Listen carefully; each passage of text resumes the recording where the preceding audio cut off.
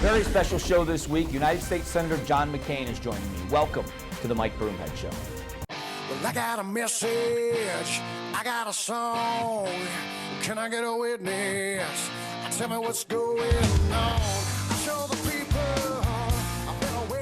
All right, he has been a member of Congress. He has been a United States Navy pilot. He's been a POW. He's been a candidate for president, and now he is the Armed Services Committee chairman in the United States Senate. I'm talking about our own Senator John McCain. This week he joins me in studio. We're going to talk about foreign policy. There is no one that knows foreign policy in the United States better than John McCain. He's the most trusted voice in the entire world when it comes to foreign policy. We're going to talk about the administration and what they are doing, what he believes we should be doing in the future, and I'm going to see if I can't get him to tell us a few of his stories of when he was a POW. You're going to be amazed at the stories you hear from him. So we'll do that here in just a few moments. It's the Mike Broomhead Show. Joining me this week is Senator John McCain. By the way, follow us on social media. We'll be back in just a moment.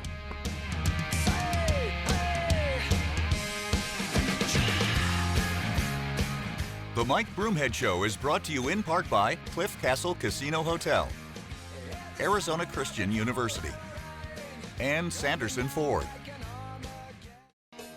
Very special guest this week, Senator John McCain. So, Senator, thanks for coming in. Well, thank you, and congratulations on your new program. I'm used to talking to you on radio. And thanks for letting me borrow the suit, because, otherwise I'd be in the jeans and the hat. Well, it looks really nice, and Goodwill has a lot of good, a lot of nice suits for you to choose from. So, when you and I talked about what's happening in the Middle East right now, and you said something to me that surprised me. The only time you regret not winning the White House, which would surprise me because I would have thought there'd have been more times, is when you see what's happening around the world now. Explain why. Well, there's so many tragedies that have evolved because of this president's failure of leadership. The world would be a lot different today if he had not desired and implemented a plan to get out of the world. Quote, leading from behind, don't do stupid stuff. Compare that with almost any previous president, whether they be Republican or Democrat. They had doctrines, they had policies, they had strategies. This guy, honest to God, sits there and justifies everything that has gone wrong. We now have 240,000 dead in Syria, thanks to Bashar Assad, who we could have gotten rid of 4 years ago.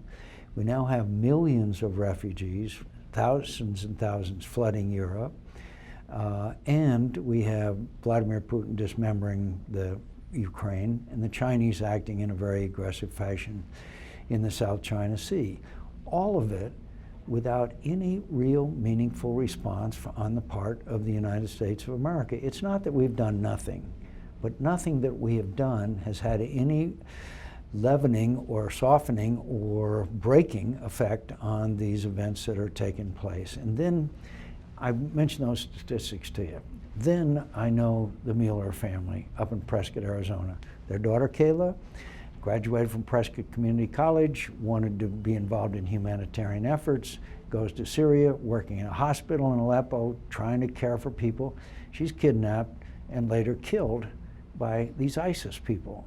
And she went through a lot in that period of time. Horrible things from what we hear. Horrible, and it didn't have to happen. So sometimes the statistics bother you, but when we see the picture of the little baby on the shore, drowned, these are real human beings, and we didn't have to have it happen. When you hear the criticism from people saying, like, let's say Rand Paul, where there's more, and I'm not going to call him a complete isolationist, but people that say we shouldn't be the world's police force, my response is, what happens though when Russia and the Iranians decide they're going to get involved in Syria? If they get their footprint over that part of the world, what happens then? What does the world look like 10 years from now? Well, what they're doing is establishing a crescent in the Middle East, Iranian, Shiite, the Bashar Assad. Now they're moving into in a very influential way in Iraq. They now are the greatest influence in Lebanon and in Yemen If it hadn't been for the Saudis fighting back, they would now have complete control of Yemen. By the way, why do we care about Yemen? Look where the world's oil is transported. So, and of course, they have supported, trained, and equipped thousands of Hezbollah in Lebanon who pose a direct threat to the state of Israel. So they have been very successful. They have now made Russia a major power in the Middle East, in that part of the world that they haven't been since Anwar Sadat threw the Russians out in 1973. They're propping up Bashar Assad. Vladimir Putin is maintaining his base on the Mediterranean, and everywhere in the Middle East, the bad people are on the march. ISIS, by the way, is now in Afghanistan. ISIS is on the move. And of course, this leads to Russian influence they've never had before. And the Iranians, you know, and I'll stop with this one. The Iranian nuclear agreement was going to herald a whole new relationship between the United States and Iran. Today, we learn that they are now testing intercontinental ballistic missiles. You know what kind of warhead intercontinental ballistic missiles carry? Nuclear. And they also, obviously, have just convicted a Washington Post reporter that they have held hostage along with 3 other Americans, and they are pouring in, the Iranian Revolutionary Guard and ammunition and supplies are pouring into Syria to prop up Bashar Assad and to have the coordinate with the Russians for airstrikes. Now that's a result of this nuclear agreement. Has there ever been a time where you've sought out the president to have a conversation, not to embarrass him, but behind closed doors to talk with him, or have other people reached out to him and tried to advise him? And if so, how has he responded to that? Well, let me give you 2 occasions. One was when they had crossed the line, then Bashar Assad had crossed the line and used chemical weapons in Syria. He called Lindsey Graham and I over. In the Oval Office, he said, I'm going to degrade ISIS, I'm going to upgrade the Free Syrian Army, and I am going to retaliate on launch attacks because they crossed the red line on use of chemical weapons. We walked out on the driveway and said, we're with the president all the way. About 3 days later, turned on television, the president decided not to do it. Didn't call us, didn't have any reaction that he could tell us. So the second instance was about 2 months ago. The president asked me to come over to the White House, and the issue was the prison at Guantanamo. I'm all for moving those prisoners to the United States in maximum security prisons if it's Department of Defense run and a lot of parameters. We're spending about $2.3 million per inmate in Guantanamo. So we talked about it, and I said, Mr. President, I'm begging you to give the Ukrainians defensive weapons. Their country is being dismembered by Vladimir Putin. Their people are being killed by 21st century weapons, and they only have 20th century weapons. He said, if I did that, it would mean war with Russia. That would mean war with Russia. I said, Mr. President, how could you possibly think that? I think the best way for the Russians to continue to win is if we let them. Well, and didn't he just said recently that Russia's driving themselves into bankruptcy, basically, by what they're doing, that they're destroying their economy. So if he believes that they're destroying their economy with what they're doing in Syria, why wouldn't he think the same thing, that they destroy their economy trying to go to war with us? Well, first of all, he's half right about their economy. Their economy is in really bad shape. And in a couple of years, it'll be even worse. But you know, history tells us, Michael, that when dictators have troubles domestically, many times they divert the attention of their people through foreign adventures. That's certainly been true throughout history. So that is true to a degree. But when you see Vladimir Putin now looked upon in the world as the most strongest and most powerful individual, and everything he does, we react to.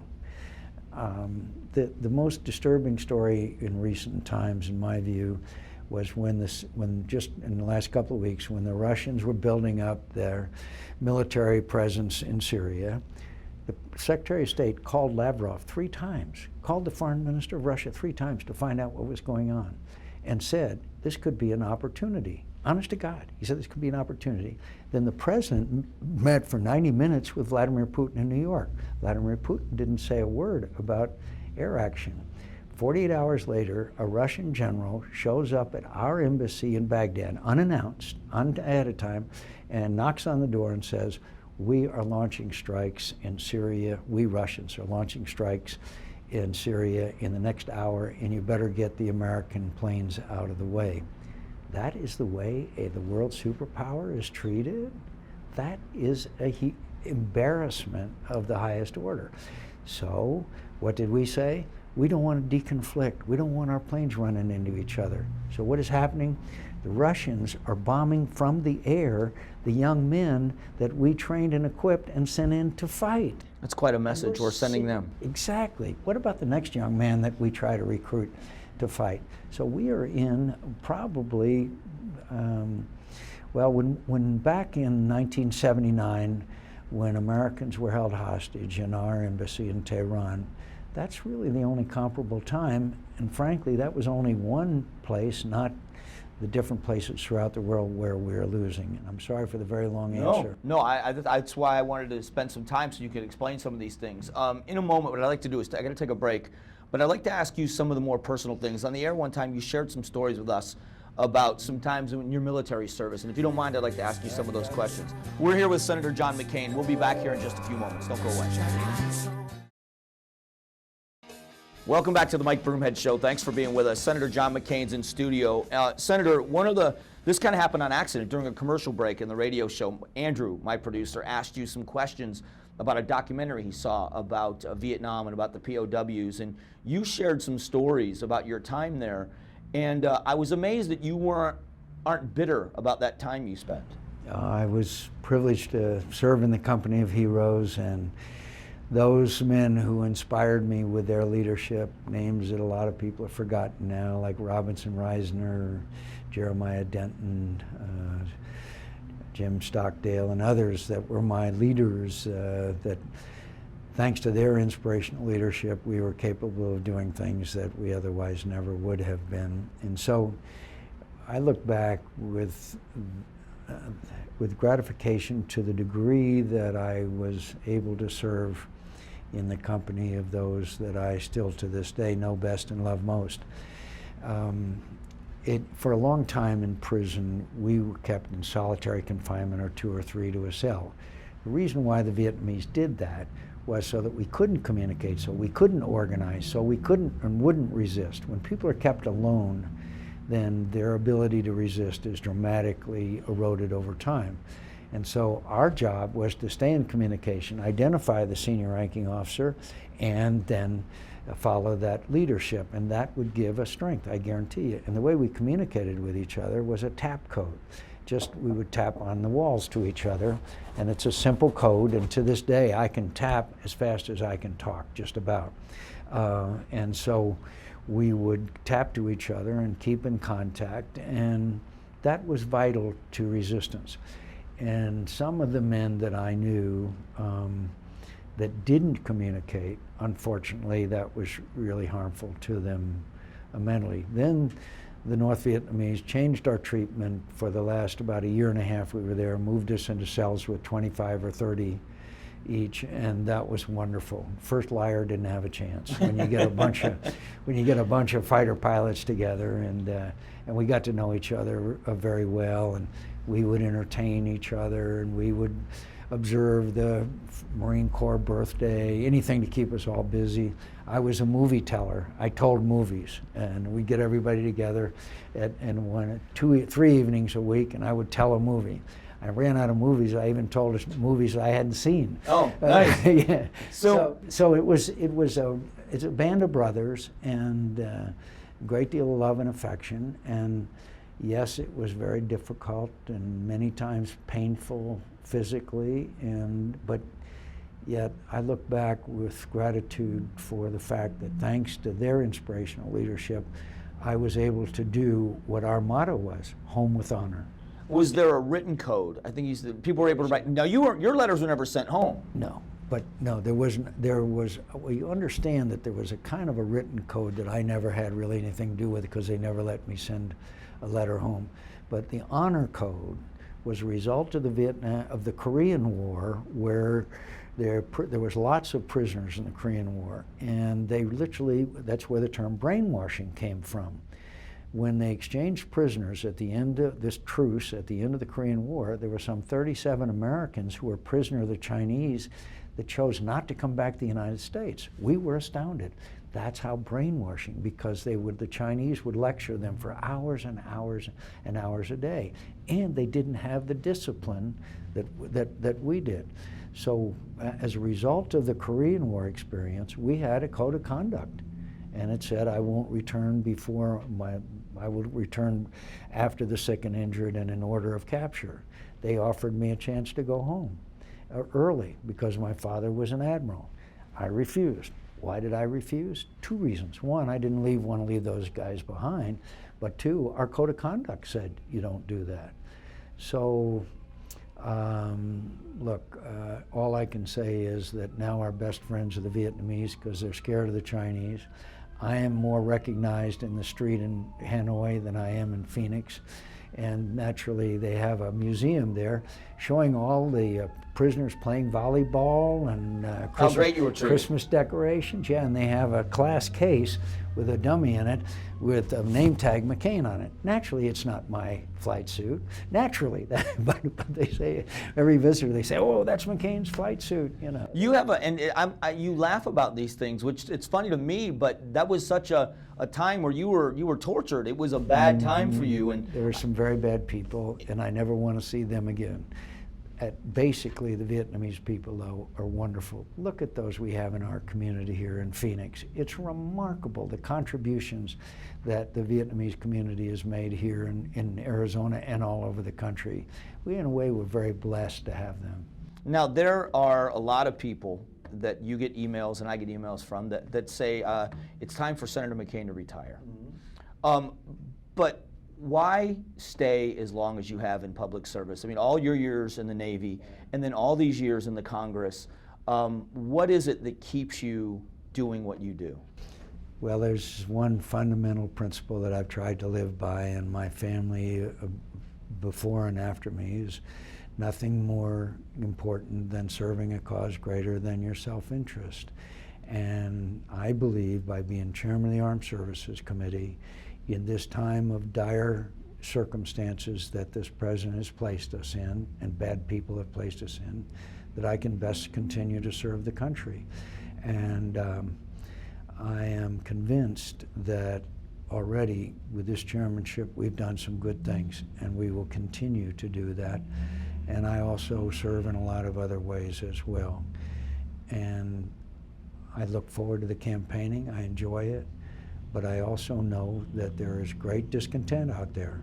And I have a job to do, and that is to prove to the people of Arizona not what I have done for them, but what I will do for them if they're good enough to return me to the United States Senate.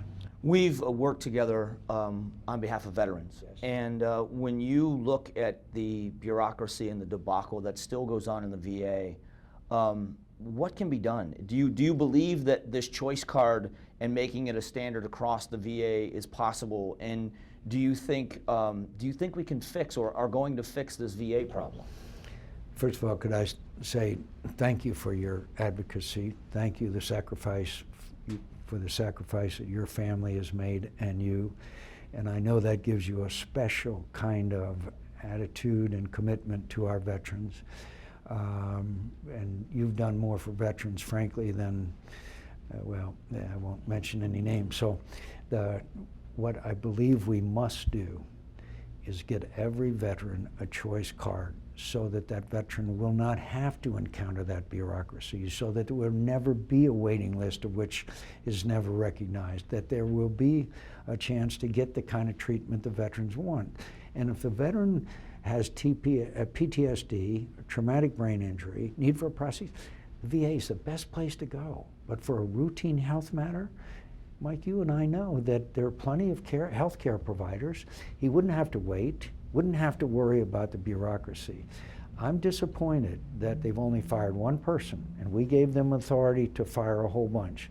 And when I see a VA hospital in Denver with a $1.7 billion cost overrun, I'm appalled. I'm appalled. So the best way, I think, to attack this bureaucracy is have it, which by the way, they are trying to impede every step of the way, that will then shrink the bureaucracy, because veterans will go out to other healthcare providers. So it's a long, hard struggle, but if there's one thing that I feel the American people are united, no matter where they are in the political spectrum, is to fix this. And I guarantee you it's still my top priority. One other thing, 8,000 veterans a year commit suicide. Thanks to the work of a family called Clay Hunt, there was their son, their parents. He committed suicide, a former Marine. We passed the Clay Hunt Suicide Prevention Act, and that is early detention, it is counseling, it is a whole range of options. One thing we found out, if a veteran is homeless, if a veteran is without a job, the likelihood of a suicide is dramatically increased. I'm grateful that we just passed a bill through the Senate and the House that has Border Patrol, priority hire veterans, Walmart hiring veterans. Right. So many others are hiring veterans. And I'm especially proud of the city of Phoenix, which has no homeless veterans. Which I think is amazing. That is wonderful. We always a pleasure, and I appreciate the time in studio with us, so it's good talking with you. Congratulations, and I look forward to coming back on the radio with you. And again, you look a lot better on radio. All right, that was our time with Senator John McCain. We'll be back in a moment.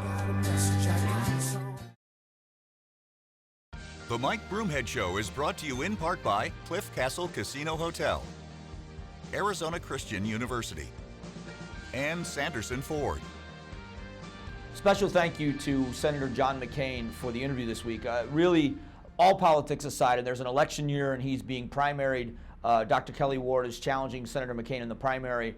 And the people of Arizona are going to decide whether or not John McCain should return to the United States Senate. But all politics aside, what an interesting story. Here's a man that served in the Navy, was shot down, served time as a POW, and as you heard in the interview, not bitter at all. As a matter of fact, counts that is one of the best times of his life where he made some of his friends. And so it was a great interview with him. So thank you to Senator McCain for shedding some light on why he does what he does.